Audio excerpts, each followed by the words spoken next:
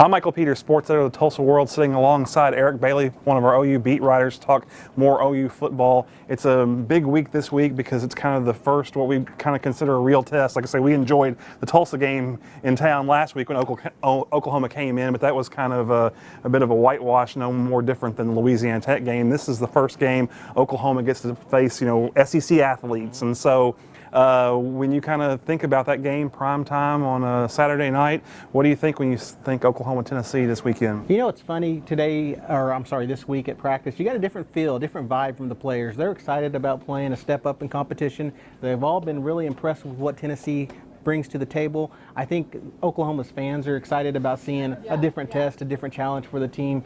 Looking forward to it. I think this is one of those games a couple years ago you circled on the calendar and looked forward to, and I think we're finally there. And it's kind of one of those games, though, that you circle on the calendar, and sometimes that circle fades a little bit as you go along because you have teams go up, teams go down. Oklahoma got Florida State a couple of years ago when Florida State was on the rise, but not at the pinnacle where they are now. You get a Tennessee team that's rebuilding. So maybe off the top of your head, this is their first real challenge. Where do you think Tennessee ranks among the teams they'll play in the Big 12? That's a How great big of a question, challenge? because Tennessee, they have SEC talent, athletes all over the field. If you place them in the Big 12, I'm not sure where they'd finish. I think they'd maybe, a bowl team, of course. I think that they'd maybe middle of the pack Big 12. This is going to be a great test for Oklahoma's football team. I think it's something that they're anxious for, like I said before, and excited to see them come to the Memorial Stadium. I think that's an important thing that you bring up, is that no matter what you think about Tennessee, no matter where they are in their rebuilding process,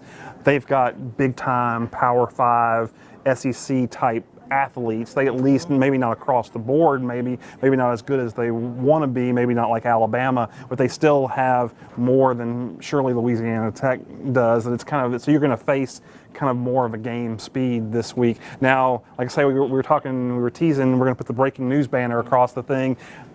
Rocky Top, there's going to be that's like the definitive when Tennessee comes to town, is that you hear the band, they play Rocky Top, but no Tennessee band, no even pep band, which is kind of a disappointment and takes away some of the pageantry of the game on Saturday. I wrote about this. I can't imagine an Oklahoma football game without the band at a visiting road stadium. So it's hard to believe Tennessee not having a band here. They have their reasons. We don't know why.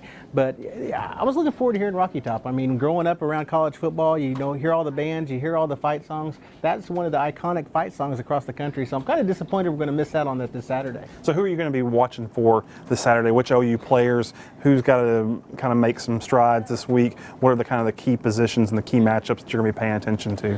I want to see if Oklahoma's pass game can get on track. I mean, we've seen some signs of it in these first two games. The wide receivers are going to go against some talented defensive backs, and I'd like to see how Tennessee does in third down situations against Oklahoma. Tennessee is really good on third down in the first two games. They held their opponents, get them off the field. I want to see if Oklahoma can execute in third down situations. The run game, I think Oklahoma's going to be able to run the football on Tennessee. I think it's just as simply the offensive line is going to kind of have a chance to have a little advantage over Tennessee's line. Tennessee's so young across the board. That's the key. That's something you got to remember going into this game. Tennessee's such a young football team. This is a game that'll be fun to watch this year, but next year in Knoxville, it's going to be very exciting. All right, well, that's all we have time for. Please join us again next week for more OU football.